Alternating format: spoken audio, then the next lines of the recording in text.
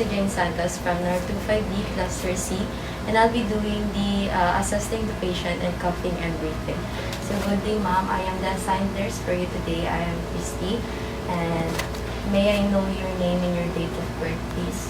My name is Credit ko. Born July 10. Okay, thank you po. So first is, I'll be following the AD5 process. First is the assessment. First is count the respiratory rate and assess depth and chest expansion. Ma'am, can you breathe normally? Okay, thank you. So next is auscultate the patient's lungs. So ma'am, I'm going to auscultate your lungs. Just breathe normally for me, please. Breathe in, breathe out. Breathe in, breathe out. For the back. Breathe in, breathe out. Breathe in, breathe out. Thank you, ma'am. So, next is, I'm going to assess individual's activity pattern. So, ma'am, do you have any exercises? I do jog every morning. So, do you, if you jog po, do you feel shortness of breath or something? Sort of. Thank you, I will note that. Next is, identify whether the patient is at risk for respiratory problem.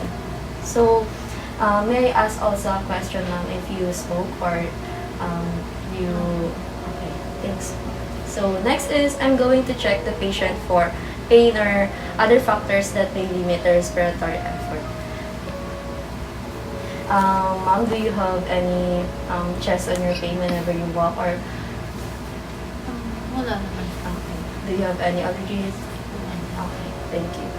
So, for the nursing diagnosis is ineffective breathing pattern, altered tissue perfusion, alteration in comfort, anxiety or fear, and knowledge deficit.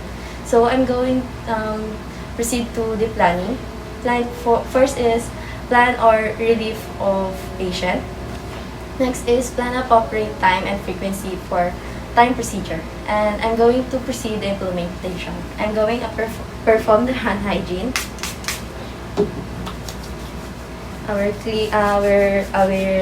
Wear clean gloves.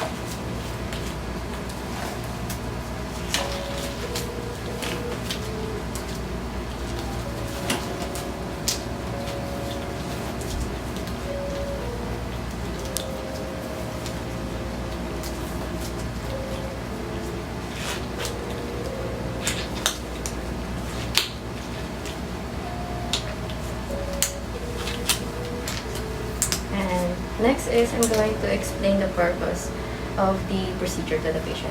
So, ma'am, the purpose of our procedure right now is to improve your breathing exercise and to clear your airways po. And next is I'm going to explain the pillow to the patient. And as you can see, the patient is now sitting on a upright position. Hold this, ma'am. So, ma'am, you're going to do is just breathe normally for 3 times, and for the 3rd time is you're going to hold your breath in 3 seconds and you're forcefully exhale it. Okay, just breathe in, breathe out, breathe in, breathe out. For the 3rd time, ma'am, it's hold your breath in 3 seconds. Breathe in. 1001, 1002, 1003, and forcefully breathe out. Good job, good job. And next is, I'm going to check the lungs for, I'm going to auscultate the lungs of the patient. Breathe in, breathe out, breathe in, breathe out, breathe in, breathe out, breathe in, breathe out. You're doing good, mom. And next is, I'm going to offer a oral hygiene for the patient. Do you want a mouthwash, mom? Yes, please.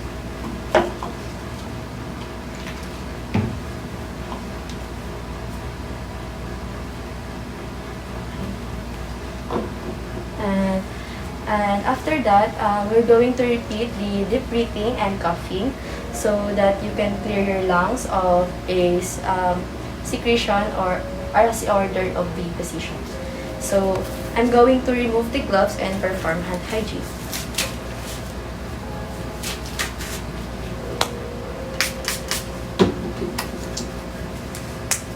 So for the evaluation, we need to evaluate the following.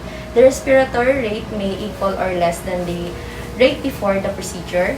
The chest expansion equal to the or greater than before the procedure. And the lungs are clear upon auscultation and the patient resting enough comfortably. And document the patient response in the patient's chart. Watch out for any untoward reactions such as dizziness, tachypnea, and tachycardia. And for the last is document the procedure as done and results of the evaluation. That's all. Thank you. I just had to let you know you're